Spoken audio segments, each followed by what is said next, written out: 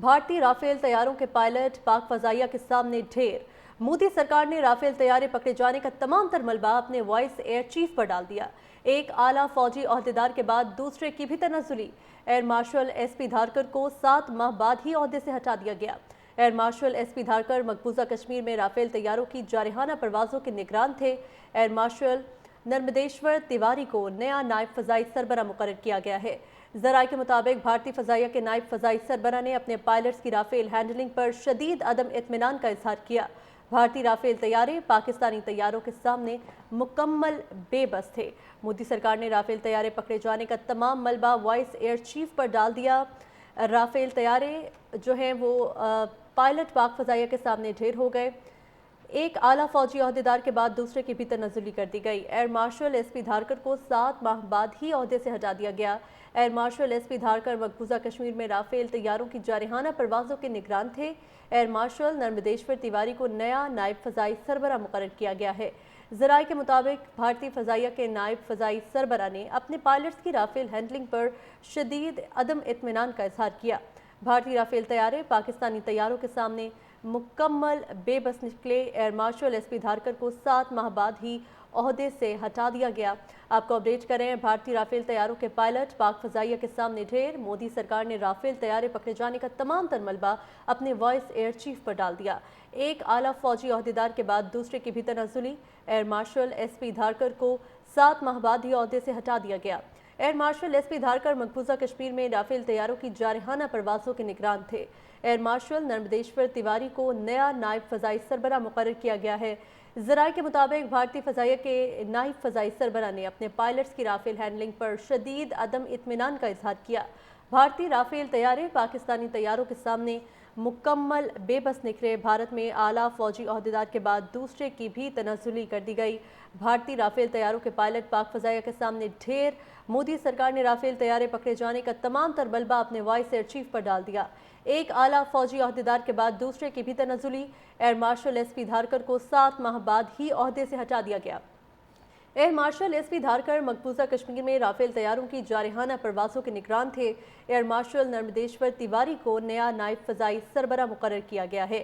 ذرائع کے مطابق بھارتی فضائیہ کے نائب فضائی سربراہ نے اپنے پائلٹس کی رافیل ہینڈلنگ پر شدید عدم اطمینان کا اظہار کیا۔ بھارتی رافیل طیارے پاکستانی طیاروں کے سامنے مکمل بے بس تھے۔ آپ کو اپڈیٹ کرے ہیں اس حوالے سے۔ ایئر مارشل ایس پی دھارکر مقبوضہ کشمیر میں رافیل طیاروں کی جارحانہ پروازوں کے نگران تھے، جنہیں ہٹا دیا گیا ہے۔ ایئر مارشل ایس پی دھارکر مقبوضہ کشمیر میں رافیل طیاروں کی جارحانہ پروازوں کے نگران تھے۔ اسی حوالے سے بات کرنے کے لیے ہمارے ساتھ موجود ہیں ایئر مارشل مسعود اختر صاحب، ان سے بات کریں گے۔ سر، بہت شکریہ آپ کے وقت کا۔ کہیے گا کہ یہ جو ہو رہا ہے، جو کلیئرلی نظر آ رہا ہے کہ ایک فوجی عہدیدار کو پہلے ہٹایا گیا، اس کے بعد دوسرے کی بھی تنزلی کر دی گئی، کیا کہیں گے آپ اس پر؟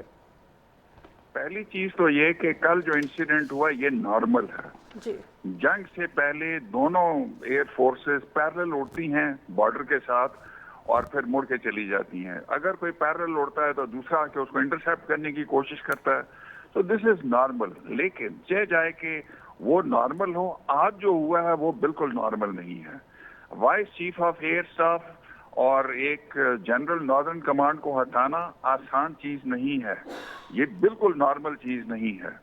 اور میرے خیال میں vice chief of air staff he may have raised some very very serious issues and I will take you back about a month back جب ایئر چیف مارشل اے پی سنگھ نے سخت سوال اٹھائے تھے کہ ہیل ہندوستان ایروناٹکس لمیٹڈ نے ان کو 40 جہاز لینے تھے تیجاس جنوری تک، جو نہیں ابھی تک نہیں ملے، اور وہ بلاک 1 تھے جو کہ بالکل کیپیبل نہیں ہے۔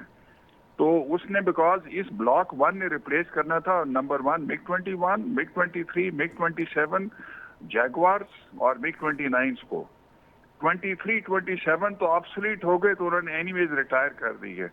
21 29 اور جیگورز اڑ رہے ہیں اور ان کے ایکسیڈنٹس ہو رہے ہیں۔ نمبر 2 وہ کامبیٹ میں جانے کے قابل نہیں آج کی انوائرمنٹ میں۔ یہی وجہ ہے کہ ان کو 26 اور رافیلز کے لیے کانٹریکٹ کرنا پڑا، اور ملٹی بلین ڈالر ڈیل۔ اور اس کے ساتھ ساتھ ہمارے ایئر چیف نے بڑی ایگریسولی سمارٹ انڈکشنز کی ہیں اور بڑی انوویشن کی ہے۔ उनको नजर आ रहा है कि the only parity they have, equality they have is in the form of Rafale with its Meteor BVR and ESA radar, but जो J-10C है उससे superior है on the book because वो try नहीं हुआ. जो रफेल का मीटियोर है इट हैज बीन फ्लोन और दूसरे जहाजों पे ग्रिपन स्वीडिश है, टाइफून है, यूरो फाइटर है और एंगर में फायर हुआ है लिबिया शिप के अगेंस्ट और यहाँ पे यूक्रेन में. लेकिन जो J-10C का रेडार है वो दूर तक देखता है, वो बड़ा रेडार है और उसका जो BVR है beyond visual range missile PL-15 उससे बहुत ज्यादा दूर, तकरीबन 250 किलोमीटर दूर तक वो रेंज है उसकी. जो मीटियोर है उसकी 150 किलोमीटर रेंज है. सो they are actually very worried कि they are pushing there pilots into operation जो कि शायद कंपैटिबल नहीं है उनकी एक्सपीरियंस और जो वेपन सिस्टम्स हैं. तो आई थिंक उन्होंने बड़े सीरियस सवाल उठाए होंगे जिस तरह से कि आर्मी कमांडर वेस्टर्न जो नॉर्दर्न कमांड का जनरल था और इस वजह से और क्योंकि हिंदुत्व को डिक्टेट करते हुए जो मोदी करना चाहता है नंबर एक उसको कौम ने रिजेक्ट कर. उन्होंने कहा हम 2/3 मेजोरिटी आपको नहीं दे रहे कि आप नेहरू का सेकुलरिज्म हटा के तो हिंदू स्टेट बना दें. Now he is trying to target all Muslims, all Kashmiris, all other मिनॉरिटीज और उसके अंदर पाकिस्तान को ब्राउ बीट करना चाहता है. और इसी वजह से let's say false flag operation भी किया, उसके ऊपर क्वेश्चन रेज किए, नॉर्दर्न कमांड वाले ने उसको सैक किया और एलिजिडली शायद ये सच ना हो अरेस्ट कर लिया और फलाना फलाना कोर्ट मार्शल हो रहा है and so on and so fourth. ये स्टोरीज हैं शायद. But vice chief of air staff because Indian air force के बहुत बहुत सीरियस इश्यूज हैं जो कि शायद सरफेस हुए होंगे. अच्छा सर, ये कहेगा कि जब इनकी तैयारी ही केपेबल नहीं है तो जंग कैसे करेंगे, क्योंकि पाकिस्तानी फ़ज़ाई ताकत भारत से कई बेहतर है और ये बात बिल्कुल क्लियर हो गई है पिछले 2 दिनों में. और फिर सारा का सारा मलबा एयर मार्शल्स के ऊपर डाल दिया, ना इनके पायलट्स तैयार हैं. तो ये क्या सोच रही है मोदी हुकूमत, चाहते क्या है ये? नो नहीं, ऐसा भी नहीं है. देखिए उनके 32 फाइटर स्क्वाड्स हैं. एक स्क्वाड में नॉर्मली 16-18 जहाज होते हैं. They have the numbers. But और हमारे 18 स्क्वाड्स हैं. So we have laser numbers. मगर एयर चीफ मार्शल सिद्धू ने जो नीश टेक्नोलॉजीज इंपोर्ट की हैं वो बहुत अच्छी हैं. और अगर जंग लोकलाइज हो जाती है कश्मीर के अंदर जो कि world order has always insured, 4 दफा इंडियन मिलिट्री ने all along the border attack करने की कोशिश की, इंक्लूडिंग 5वीं दफा कारगिल में.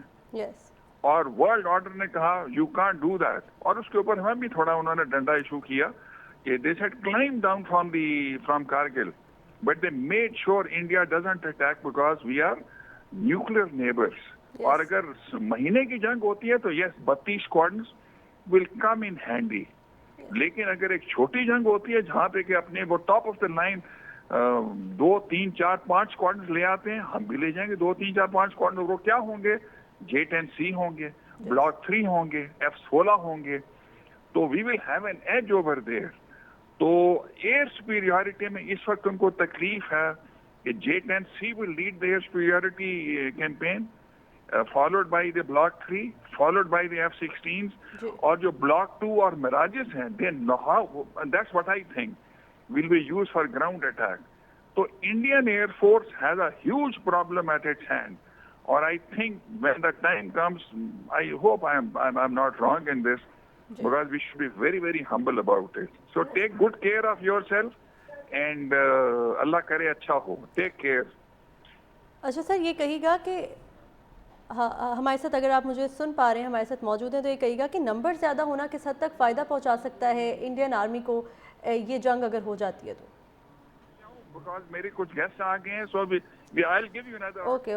तो हमारे साथ मौजूद थे दिफाई तज्ज़ियाकार मसूद अख्तर साहब, एयर मार्शल रिटायर्ड हैं. बहुत शुक्रिया सर आपके वक्त का.